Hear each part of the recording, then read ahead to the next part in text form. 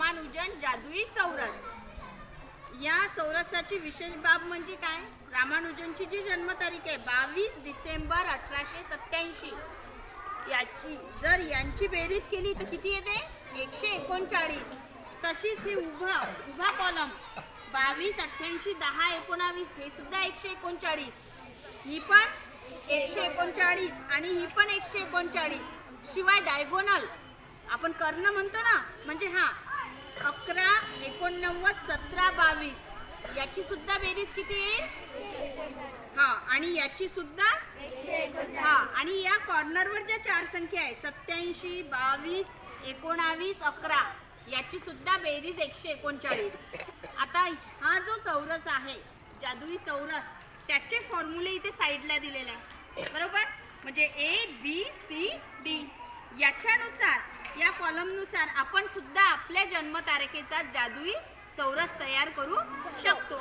आपली जन्मतारीख जी असेल, तारीख इथे या A मध्ये लिहायचा, महिना असेल तो B मध्ये, नंतर जे जन्मवर्ष असेल ते तिसऱ्या आणि चौथ्या कॉलम मध्ये, लक्षात?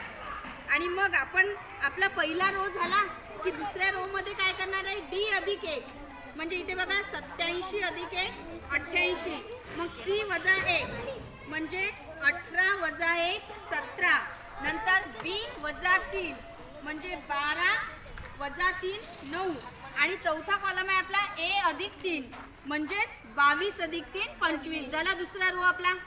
आता थर्ड मध्ये काय आहे आपलं?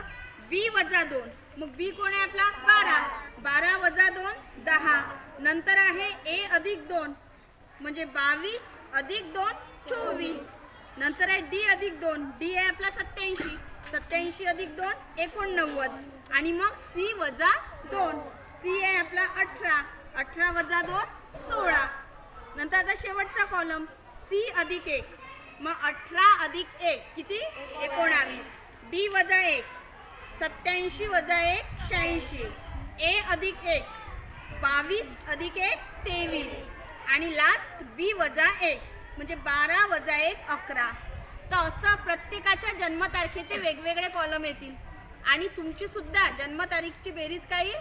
जशी यांची 139 आलेली आहे या चौरसाची, उभे कॉलम, आडवे कॉलम, डायगोनल आणि 4 कॉर्नरवरच्या संख्या, तर तशी तुमची सुद्धा प्रत्येकाच्या जन्मतारखेची बेरीज येणार आहे। तर प्रत्येकाने हा जादुई चौरस आपापल्या नावानिशी तयार करायचा आहे।